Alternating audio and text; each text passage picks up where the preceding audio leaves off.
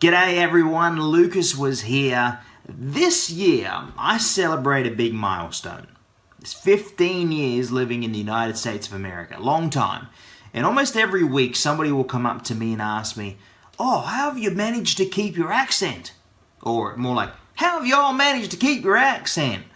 Well, often I make up some, story or, "Oh, it's hard to lose your accent down under, da-da-da."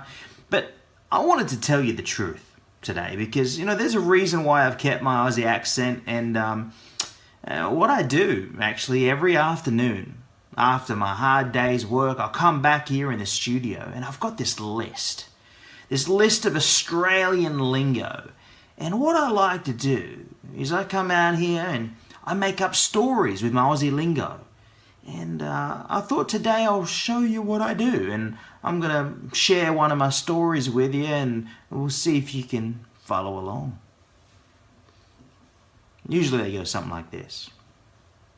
One arvo, my cobber and I, we were driving along down the paddock in the back of the ute, and I suddenly started feeling a bit crook.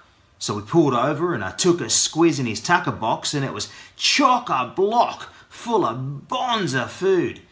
Anyways, like a drongo, I decided to stand there in the nutty in this shearland, and this bloke came over and they were trying to cook up some brekkie.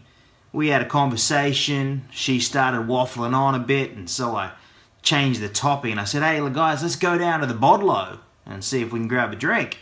So we walked down there and no drink there, so we went across to the local watering hole. Got there in front of people, we're having a drink, and suddenly I dropped my Dax in front of everyone, and this guy calls me a yobbo and tells me that my pants were daggy, so I dropped them. Anyways, bummed a durry off the guy next door, and he told us, "Hey, let's go out the back, mates, and let's do a bit of hard yakka." So everyone in this group was egging each other on, trying to dig this hole for this old fella, and I accidentally elbowed this lady in the fanny. Well, she wasn't very happy, started yelling, and I told her to shut up, a cake hole. She told me to get nicked and rack off. I told her to bugger off, and bugger me, she hit me across the slide of the face with this dodgy little hit. Anyways, had to tell the buddies back home because I had a bloody nose. I had to tell them a bit of a bulldust story.